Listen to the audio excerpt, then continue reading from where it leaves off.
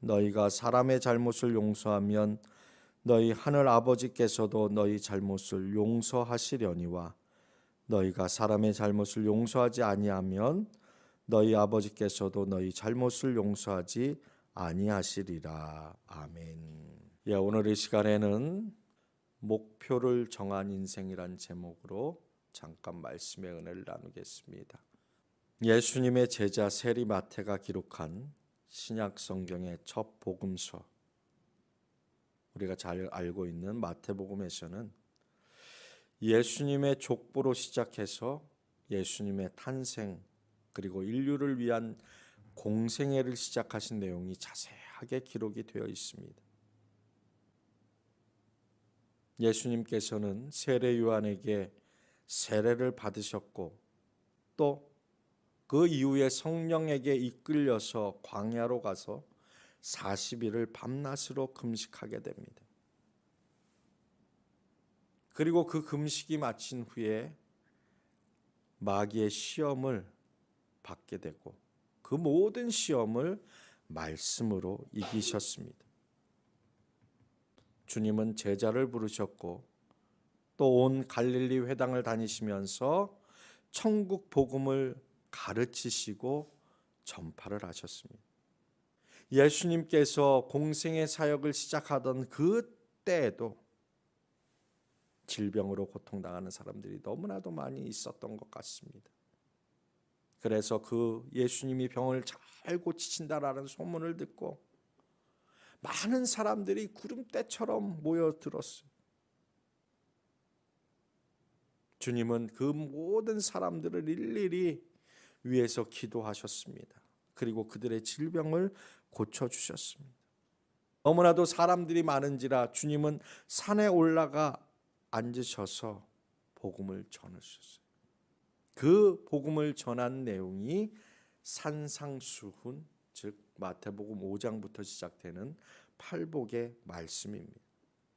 또 세상의 소금과 빛이 되는 삶, 노하지 말고 간음하지 말고 맹세하지 말고 원수를 사랑하고 어려운 사람들을 돕는 구제를 은밀하게 하라고 주님은 가르치셨어요.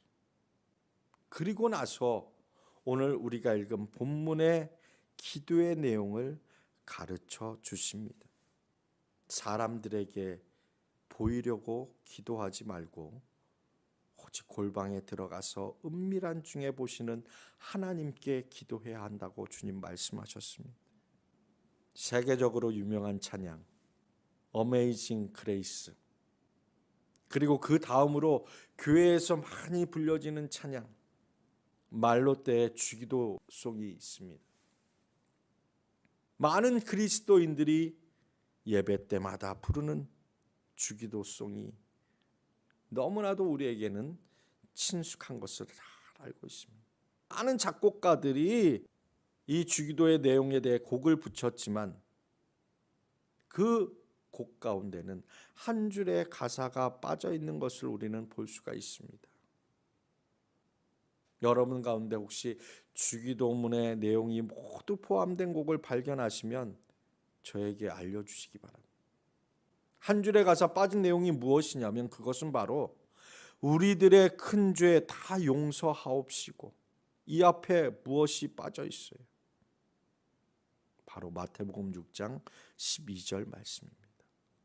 우리가 우리에게 죄 지은 자를 사여 준 것 같이 우리 죄를 사여 주시옵고, 우리 죄를 사여 달라고 시작하기 전에 우리에게 죄 지은 사람을 먼저 용서하는 것이 선행되어야 하는 것입니다. 우리 주님은요, 이 말씀이 얼마나 중요한지 주기도문을 가르치신 후에 바로 이어서 14절과 15절에서 말씀을 하고 계십니다. 너희가 사람의 잘못을 용서하면 너희 하늘 아버지께서도 너희 잘못을 용서하시려니와 너희가 사람의 잘못을 용서하지 아니하면 너희 아버지께서도 너희 잘못을 용서하지 아니하시리라. 어느 날 주님께 베드로가 이런 질문을 합니다. 주님, 형제가 저에게 죄를 범하면 몇 번까지 용서해 주어야 합니까? 7번까지 용서해 줄까요? 베드로가 생각할 때 그 7번도 충분히 많다고 생각했을 수 있습니다. 베드로의 이런 말에 주님의 대답은 7번뿐만 아니라 70번까지도 용서해 주라고 말씀을 하십니다. 예수님께서는 베드로에게 이 용서에 대해서 말씀을 가르치실 때 이해하기 쉽게 비유를 들어 말씀을 해주셨어요. 천국은 마치 결산하는 어떤 왕과 종들의 이야기라고 말씀을 해주셨어요. 10,000달란트 빚진 자가 갚을 것이 없는 것을 보고 왕이 그 몸과 아내 자식들과 모든 소유를 팔아서 다 갚으라고 명합니다. 그러자 그 종이 엎드려서 간청을 합니다. 제발 좀만 참아달라. 조금만 참아주시면 내가 어떻게 하든지 이 빚을 갚겠다. 이 이야기를 들은 왕은 그를 불쌍히 여겨서 그의 빚을 전면 탕감해 줬어요. 빚을 탕감받았으니 얼마나 좋았겠어요. 그러면서 그 왕에게서 이제 나아가서 길을 가는데 자기에게 100데나리온 빚진 친구를 만납니다. 보자마자 빚을 탕감받은 이 사람이 자기에게 빚진 친구의 멱살을 잡고 빚을 빨리 갚으라고 재촉을 하게 됩니다. 빚진 친구가 그 사람에게 제발 나를 좀 불쌍히 여기셔서 내가 어떻게 하든지 빚 좀 시간 지나면 갚겠다고. 10,000달란트 탕감받은 이 사람은 100데나리온 빚진 이 친구를 그 친구가 빚을 갚도록 감옥에 가둡니다. 이런 것을 본 다른 친구들이 이를 다 보고 딱하게 여기면서 주인에게 이 이야기를 아뢰입니다.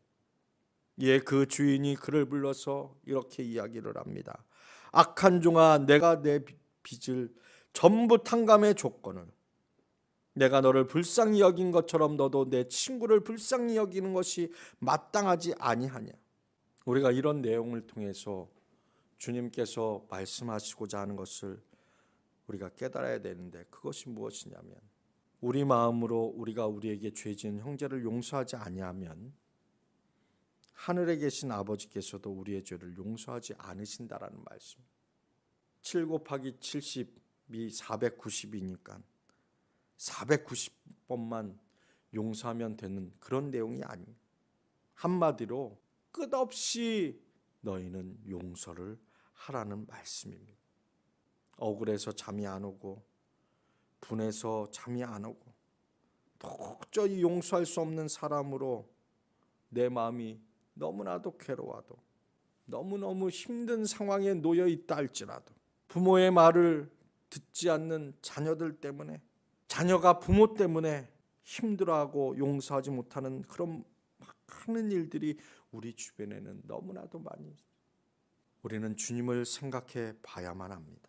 아무 죄 없는 우리 주님, 로마 군인들에게 발로 짓밟히고 침뱉음을 당하고 채찍으로 맞아서 온몸이 찢기고 가시로 만든 면류관을 쓰고 머리에서부터 발끝까지 온몸을 고문받으면서 끝까지 변명 없이 화냄 없이 순한 양처럼 십자가를 지시고 골고다 언덕에서 못 박히셨습니다.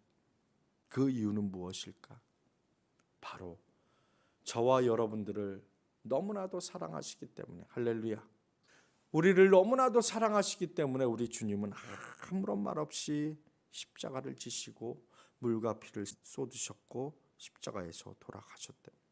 이것은 바로 우리를 향한 하나님의 사랑입니다. 그리고 하나님과 사람들이 화목하게 하기 위해 주님이 오신 사명 때문입니다.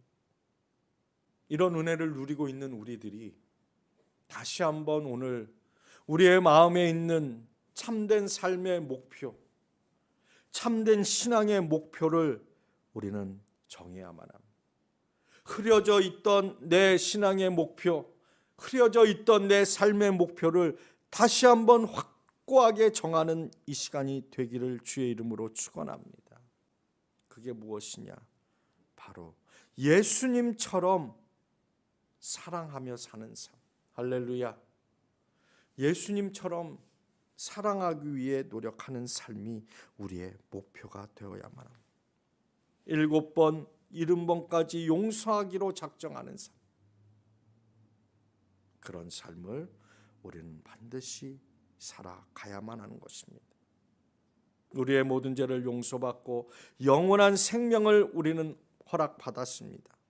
우리가 용서하지 못할 사람은 이 땅에 없습니다.